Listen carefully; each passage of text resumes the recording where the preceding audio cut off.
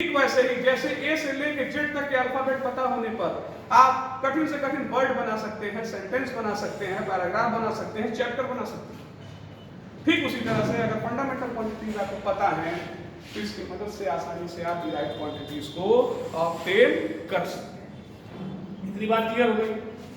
अब ये जो डिराइव्ड क्वांटिटीज के जो यूनिट्स हैं जो हमने निकाल करके आपको दिया है, इसको हम डिराइव्ड यूनिट्स के नाम से जानते हैं या इन्हें हम व्युत्पन्न राशियों के नाम से।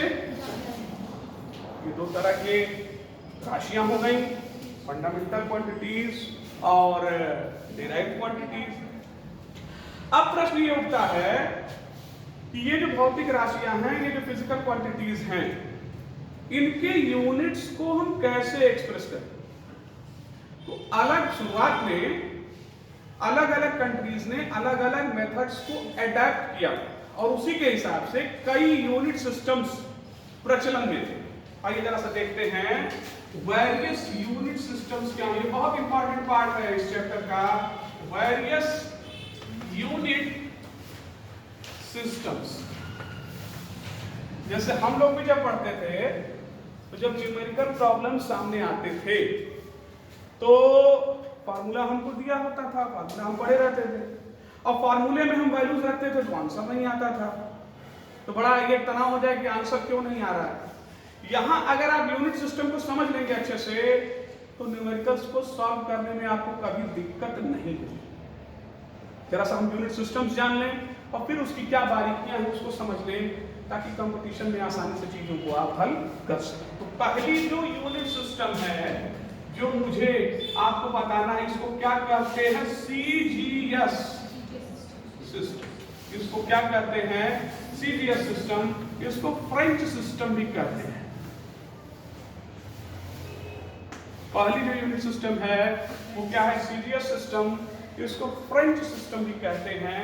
अब आप देखिए जो मैंने आपको पढ़ाया है फंडामेंटल क्वांटिटीज, तो फंडामेंटल क्वांटिटीज में शुरुआत के 3 फंडामेंटल क्वांटिटीज जो है वो बहुत ही इंपॉर्टेंट है, मास, लेंथ और टाइम। मैक्सिमम जो भी फार्मूले आपके होंगे या डिराइव्ड क्वांटिटीज होंगी, ये 3 टर्म्स उसमें जरूर आते हैं। तो उन्हीं को ध्यान में रखते हुए ये यूनिट सिस्टम बनाया गया और इस यूनिट सिस्टम को डिकोड कर पाना बहुत आसान है। आप देखें कि लेंथ,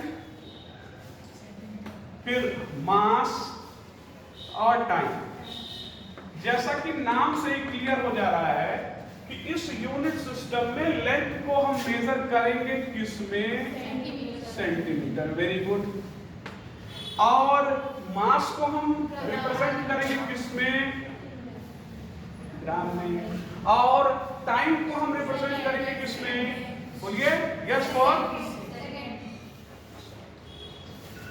ये दिया गया इस यूनिट सिस्टम में, ऐसा बताया गया। इस यूनिट सिस्टम में जब भी हम लेंगे, जब हम लेंथ को सेंटीमीटर में रखेंगे तो हमेशा मास को हमको ग्राम में रखना होगा, समय को हमको सेकंड में रखना होगा। ठीक है।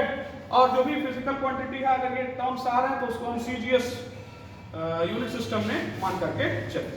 तो ये पहली यूनिट सिस्टम थी जो मैंने आपको बताया। और कौन सी यूनिट सिस्टम है, कोई बताए मुझे? MKS के बारे में रुक के बात कर लिया जाएगा, उसके पहले या तो जो दूसरी यूनिट सिस्टम है वो, जैसा कि आप कह रहे हो, क्या है, FPS सिस्टम। इसको और किस नाम से जानते हैं, इसको ब्रिटिश सिस्टम के नाम से जानते हैं। ब्रिटिश, ब्रिटिश का मतलब समझ रहे हो ना, क्या ब्रिटिश, हाँ, वेरी गुड। तो ब्रिटिशर्स ने इस सिस्टम को इजाद किया होगा, इसलिए इसको ब्रिटिश यूनिट सिस्टम भी कहा जाता है। अब यहां पर भी आप देख लीजिए, पहला क्या हो गया, लेंथ। ये किसमें मेजर होता है, दूसरा हो गया मास, किसमें मेजर होता है, पाउंड। तीसरा हो गया क्या है, तीसरा क्या है, टाइम। इसको किस में मेजर करते हैं, इसको मेजर करते हैं सेकंड। तो FPS यूनिट सिस्टम में लेंथ को फुट में, मास को पाउंड में, और जैसा कि आप देख रहे हैं टाइम को हम किस में रिप्रेजेंट करते हैं, सेकंड में रिप्रेजेंट करते हैं। अगली कौन सी यूनिट सिस्टम है जो आप जानते हैं, MKS यूनिट सिस्टम, इसको metric system, metric unit system भी इसको कहते हैं। क्यों कहते हैं इस पर हम बात कर लेंगे अभी, लेकिन फिलहाल हम ये जान लें कि इस यूनिट सिस्टम का मतलब क्या है। देखिए, इस यूनिट सिस्टम में लेंथ को मेजर करते हैं मीटर में। फिर आप देखिए कि क्या बचा, मास। ये किस में मेजर होगा, किलोग्राम में। मास मेजर होगा किस में, किलोग्राम में। फिर टाइम किस में मेजर होगा, सभी यूनिट सिस्टम्स में आप देख रहे होंगे कि टाइम का जो यूनिट है वो सेम, बदला किसका यूनिट है, तो आप देख लीजिए लेंथ की यूनिट बदली है, मास की यूनिट बदली, टाइम तो वही सेकंड में ही बना।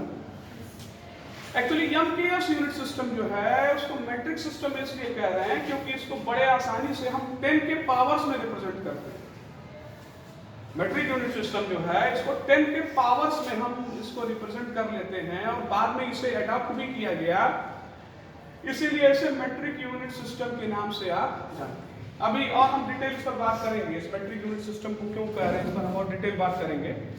लेकिन उसके पहले एक समस्या ये आ गई कि अब जब ये इतने ज्यादा यूनिट सिस्टम्स आ गए तो हम किसको सही माने और किसको अडॉप्ट करें, किसको हम अडॉप्ट करें।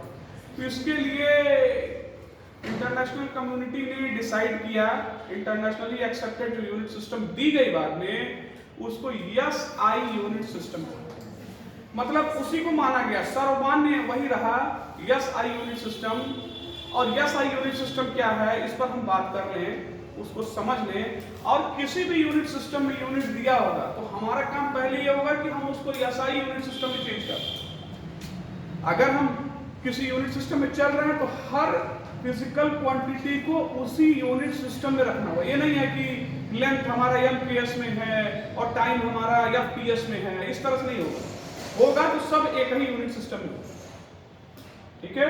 और बेटर ये होता है, या जो हमारा मानक है वो ये है कि हम सभी जो भी दिया हुआ है फिजिकल क्वांटिटी उसके यूनिट को SI यूनिट सिस्टम में कन्वर्ट कर लें और उसके बाद हम अपनी कैलकुलेशंस आसानी से कर लें। और अगर आप ऐसा करते हैं तो कभी भी आंसर आपका गलत नहीं है। तो इतना इंपॉर्टेंट है SI यूनिट सिस्टम। आइए जरा सा इसके बारे में हम तो समझ लें कि SI यूनिट सिस्टम क्या है। SI unit system, SI unit system, आप में से कोई जानता है इसके बारे में, कोई बताएगा SI यूनिट सिस्टम के बारे में? आप बताओ बेटा SI यूनिट सिस्टम क्या है? कोई बात नहीं, पढ़ा नहीं आपने तो हम तो पढ़ाएंगे ही, आपको बताएंगे। और कोई जो SI यूनिट सिस्टम के बारे में बताएंगे? System international unites. बेटा ये जो भी चीजें हैं ये फॉरेन की चीजें हैं, इसको बाद में डीकोड किया गया। इसका जो फ्रेंच इक्विवेलेंट है, क्योंकि इन कंट्रीज में ज्यादा वर्क हुआ है यूनिट एंड मेजरमेंट पर, तो इसका फ्रेंच इक्विवेलेंट है, ठीक है। ये तो उन लोगों के हिसाब से उन्होंने इसको कोड कर दिया, system international D units, system international D unites actually ये। तो जब इसको फ्रेंच इक्विवेलेंट में आप लेंगे तो ये लाइन आपको ज्यादा समझ में आ जाएगा कि इसका मतलब क्या है। जो आपने लिखा इसका मतलब क्या है, international system of international system. अब कोई क्वेश्चन नहीं होगा, आप समझ गए कि ये इंटरनेशनली एक्सेप्टेड है, हर कंट्री के लोग इसको एक्सेप्ट करें, ठीक है। तो ये एक मानक तय हो गया कि SI यूनिट सिस्टम में जाकर के ही हमको सारी कैलकुलेशंस करनी है। अब मैं आपको बता दूं कि यह सिस्टम जो है उसमें कुल 9 यूनिट्स होते हैं। इस सिस्टम में कुल कितने यूनिट्स होते हैं? 9। जो 7 शुरू के यूनिट्स हैं वो फंडामेंटल यूनिट्स को लिया इन्होंने, और जो लास्ट के जो 2 यूनिट हैं उनको सप्लीमेंट्री यूनिट कहिए या उसे पूरक मात्रक के नाम से हम लोग जानते हैं। तो उस हिसाब से अगर आप देखिए तो SI system consist of 9 units. कौन कौन से हो गए वो? पहला देखिए लेंथ का क्या हो गया बेटा? क्लियर है? दूसरा किलोग्राम, कोई दिक्कत हो किसी को तो तुरंत पूछ लेगा मुझसे। तीसरा सेकंड, चौथा very good kelvin, fifth one ampere, और बताइए कैंडेला, सातवां ये तो फंडामेंटल यूनिट्स हैं। अभी थोड़ी देर पहले मैंने आपको बताया इसके अलावा 2 यूनिट्स को और रखा इन्होंने। वो कौन से यूनिट्स हैं? Very good. 8वां है रेडियन और 9वां क्या है? स्टेरियन। और हाँ बोलिए, क्यों आप एंगल नहीं मेजर करते हो? ये स्टेरेडियन भी आप मेजर करोगे। स्टेरेडियन क्या है? किसका यूनिट है? Solid angle. घन कोण, जो आपने कहा बिल्कुल सही कहा, सॉलिड एंगल। ठीक है, तो सॉलिड एंगल क्या है? कोई बताए मुझे व्हाट इज सॉलिड एंगल? अच्छा, उस पर हम बात करेंगे। पहले ये मैं बता दूं, ये जो 2 यूनिट्स हैं वो क्या हैं? पूरक मात्रक। इंग्लिश में क्या कहते हैं? Supplementary units. लैंग्वेज की कोई प्रॉब्लम तो नहीं है किसी को? हिंदी इंग्लिश दोनों में बोल ही रहा हूं, आप समझ रहे होंगे कि मैं क्या आपसे कह रहा हूं। तो ये हो गया। अच्छा, अब आते हैं क्वेश्चन पर। घन कोण क्या होता है? What is a solid angle? Actually solid angle क्या है? एंगल का 3 डायमेंशनल फॉर्म। जैसे सर्किल का 3 डायमेंशनल फॉर्म क्या होता है? स्फीयर होता है ना। वृत्त का त्रिविमीय स्वरूप क्या होता है? गोला। उसी तरह से कोण का त्रिविमीय स्वरूप क्या होता है? सॉलिड एंगल, घन कोण। ठीक है, और आप अगर इसको डिफाइन करें तो आप कह सकते हैं कि कैसे डिफाइन करते हैं इसको?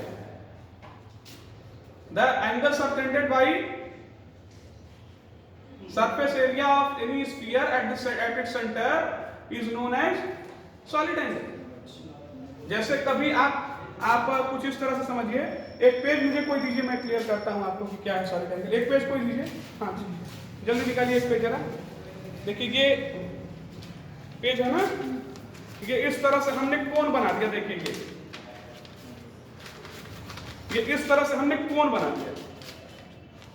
ठीक है, और ये जो आप पार्ट देख रहे हो, ये किसी जो स्फीयर है उसका जो एरिया, सरफेस एरिया है, अगर पूरा आप लीजिए और ये उसका सेंटर है, तो एंगल होता तब तो 2 लाइनें होती, लेकिन सॉलिड एंगल है तो देखिए पूरा का पूरा ये एरिया क्या कर रहा है? कवर कर रहा है। ये जस्ट एक कैनोनिकल शेप बन रहा है। यहाँ पर आप कुछ इस तरह से समझ सकते हैं कि मान लीजिए ये कोई स्फीयर है, ये इसका सेंटर है और ये इसका कोई पार्ट है। ये इसके सेंटर पर जो एंगल सबटेंड करेगा या कोण सबटेंड करेगा, उसे हम क्या कहेंगे? उसे सॉलिड एंगल के नाम से जानेंगे। इसका यूनिट क्या होता है? तो इसका यूनिट स्टेरेडियन। तो डिटेल्स आप पढ़ेंगे आगे के चैप्टर्स जो आएंगे। अभी तो हम बहुत ही फंडामेंटल्स की बात कर रहे हैं। तो ये कुछ यूनिट्स हो गए जिन्हें हम SI यूनिट सिस्टम के अंतर्गत पढ़ते हैं या अध्ययन करते हैं। अब आप कहेंगे कि सर क्या फायदा है, क्या एडवांटेज है? आप देख रहे हो कि मीट्रिक सिस्टम ही अडॉप्ट किया गया है। मीट्रिक सिस्टम ये भी था, है ना? लेंथ मेजर करने के लिए मीट्रिक सिस्टम में, मतलब MKS सिस्टम में क्या लिए थे? मास मेजर करने के लिए, टाइम मेजर करने के लिए लिए है ना। तो अब इसका एडवांटेज जरा सा हम लोग देख लें कि किस तरह से हम लोग इसको समझ सकते हैं। लेंथ, मास और टाइम में थोड़ा मैं ज्यादा फोकस करना चाहूंगा। तो आप देखिए लेंथ पर ही हम बात करते हैं। एक किलोमीटर इक्वल टू कितना मीटर? मैं लिख रहा हूं 10 टू द पावर 3 मीटर। कोई दिक्कत किसी को? चलिए, 1 सेंटीमीटर ये बताओ। हाँ, 10 टू द पावर 1 मिलीमीटर। बोलो 10 टू द पावर -3 सही है ना? 1 माइक्रोमीटर 10 टू द पावर, ठीक है, 1 नैनोमीटर। बहुत अच्छे, चलिए याद है आपको, अच्छा लग रहा है कि आप आंसर दे रहे हैं। फिर देखिए 1 एंगस्ट्रॉम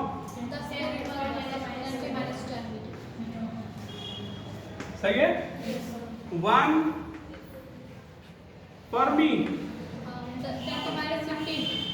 सही है,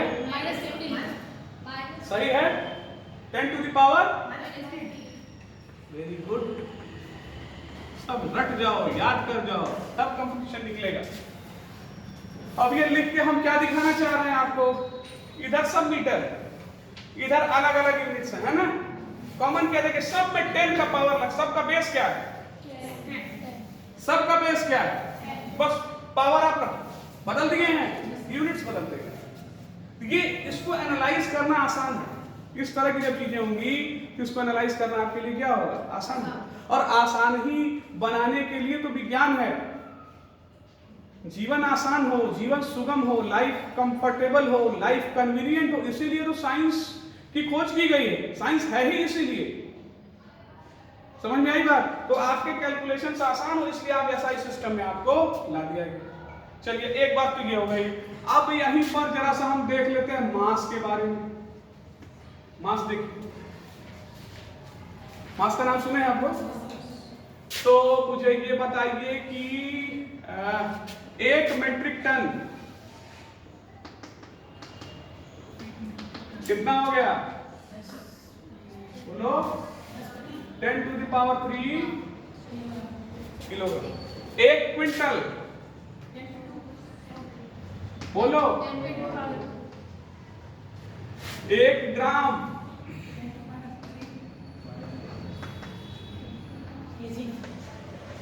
सही लिखे हैं जी? बोलो। यहां भी आप देख लीजिए, सबका बेस क्या आता गया? 10 है ना। इधर सब किलोग्राम है और बेस क्या लगा हुआ है? 10। पावर बदला है, पावर क्या हुआ है यहाँ पे? इसी तरह से मिलीग्राम, बाकी भी आप यूनिट जो आप निकालेंगे 10 के पावर में आपको मिल जाएगा। 10 का कोई पावर होगा और किलोग्राम होगा, आप उसको इजीली क्या कर सकते हैं? कन्वर्ट कर सकते हैं। फिर लास्ट क्या था आपका? टाइम।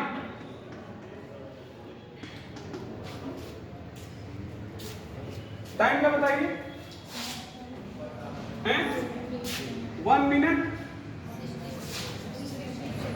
टाइम तो सेकंड में हाई है सबका, ऑलमोस्ट जितने भी हैं वो आपके, वो तो आपने उसको ले लेना। चलिए, बहरहाल आप टाइम के बारे में जान रहे हैं कि 1 घंटे में कितने मिनट्स होते हैं और 1 मिनट में कितने सेकंड होते हैं?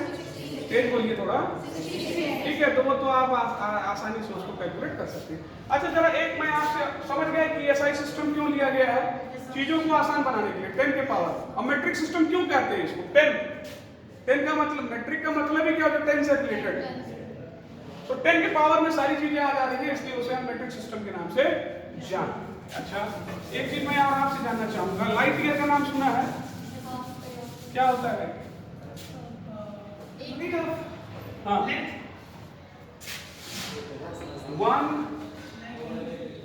Light year.